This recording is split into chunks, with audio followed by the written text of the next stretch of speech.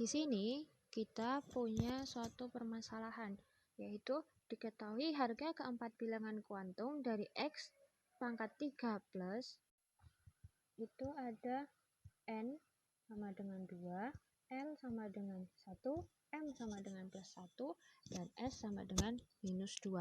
Nah, di sini kita jabarkan dulu apa itu N, L, M, dan S. Oke, yang pertama ini ada bilangan kuantum utama atau si N ini. N itu adalah bilangan kuantum utama. Nah, bilangan ini menentukan besarnya tingkat energi suatu elektron yang mencirikan suatu orbital. Nah, karena itu, maka nilai bilangan kuantum atau N ini dikaitkan dengan letak elektron dalam kulit pada model atom Bohr. Misal, nilai N sama dengan 1, jadi elektron itu terletak di kulit K. Kalau nilai N-nya sama dengan 2, berarti elektron terletak pada kulit L, dan seterusnya. Nah, di sini kita bisa menuliskan, karena ini N-nya adalah 2, maka sesuai dengan aturan Bohr, di sini si X pangkat 3 plus, yaitu elektronnya terletak pada kulit apa berarti? Kulit L. Nah, karena si N ini melambangkan bilangan kuantum utama atau kulitnya, jadi kemudian setelahnya itu subkulit. Jadi L ini adalah bilangan kuantum azimut atau disebut juga momentum sudut. Nah, bilangan ini memberikan informasi tentang bentuk orbital. Nilai L itu tergantung pada nilai bilangan kuantum utama. Gitu. Jadi nilai L itu ada rentang 0 sampai dengan N-1 untuk setiap N. Misalkan L0 itu melambangkan subkulit S dan L1 itu melambangkan subkulit P. Kalau L2 itu subkulit D dan L3 itu subkulit F. Jadi di sini bisa kita tulis ya, kalau L1 itu sama dengan subkulit apa tadi? Subkulit P. Nah, terus yang ketiga ini ada M plus 1. M itu adalah kuantum magnetik. M ini menentukan kamar-kamar elektron yang dihuni oleh subkulitnya. Jadi misal subkulit S, maka dia akan memiliki ruang atau kotak M itu hanya 1. Sedangkan subkulit P, karena dia itu memuat 6 elektron, jadi dia punya nilai M itu ada 3. Nah, begitupun dengan D, karena dia memuat 10, maka kamarnya itu ada 5.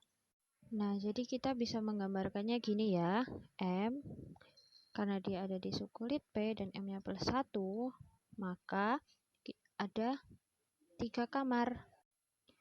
Diisi dari yang paling kiri. Di sini minus 1, 0, dan plus 1. Nah, jadi kemungkinan nanti sisa elektronnya itu akan ada di sini, memenuhi kamar yang paling pojok kanan, yaitu plus 1 sesuai dengan nilai M-nya. Nah, kalau S sendiri itu adalah bilangan kuantum spin. Nah, setiap elektron itu akan berputar pada sumbunya, baik itu sesuai arah jarum jam ataupun berlawanan arah jarum jam. Jadi, nilai bilangan kuantum spin itu ada cuma dua. Entah itu dia negatif setengah atau positif setengah. Nah, nilai S ini yang akan menempati kamar-kamar yang ada di M. Nah, jadi di sini kita bisa isikan ya. Kalau naik ke atas itu berarti plus setengah, kalau turun ke bawah itu berarti negatif setengah, dengan posisi elektron terakhir itu ada di plus 1. Jadi di sini kita isi 1, 2, 3, 4, 5, 6. Nah, jadi udah pas ya. Di sini itu posisinya S-nya itu setengah, minus setengah, dan M-nya itu plus 1. Tepat di kamar ujung paling kanan. Nah, setelah kita menentukan beberapa hal ini, kita bisa menentukan konfigurasi elektronnya. Nah, konfigurasi elektronnya itu kita tulis seperti ini. Karena dia itu ada di kulit L, berarti kan 2. Nah, terus dia di subkulit P, berarti P. Nah, elektronnya di sini ada 6, berarti 2p6. Ini elektron terakhirnya. Nah, untuk konfigurasinya berarti bisa dituliskan 1s2, 2s2, dan yang terakhir 2p6. Yang artinya dalam satu muatan X pangkat 3+ itu ada 10 elektron. Nah, tapi X3+ itu tadi kan dia ada muatan lain. Jadi X3+, maka di sini jumlah elektronnya itu harus dikurangin dengan muatan yang ada di X plus 3-nya. Gitu.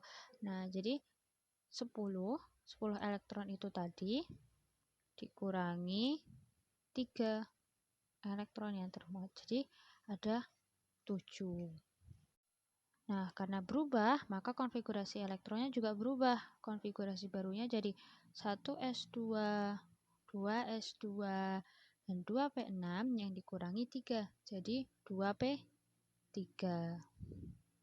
Nah, karena dia membentuk suatu konfigurasi baru, maka di sini kita akan menentukan dia itu ada di periode berapa dan golongan berapa.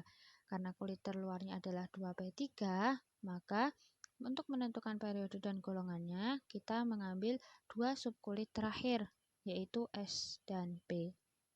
Nah, ini. Nah, dari sini kita menentukan sistem periodik unsurnya. Dia terletak pada golongan itu yang atas ini ya. Nah, golongannya berarti 3 ditambah 2, golongan 5. Periodenya itu ditentukan dari ini. Nah, ini periode. Ini tadi golongan. Periode 2 gitu. Udah ya, ini selesai.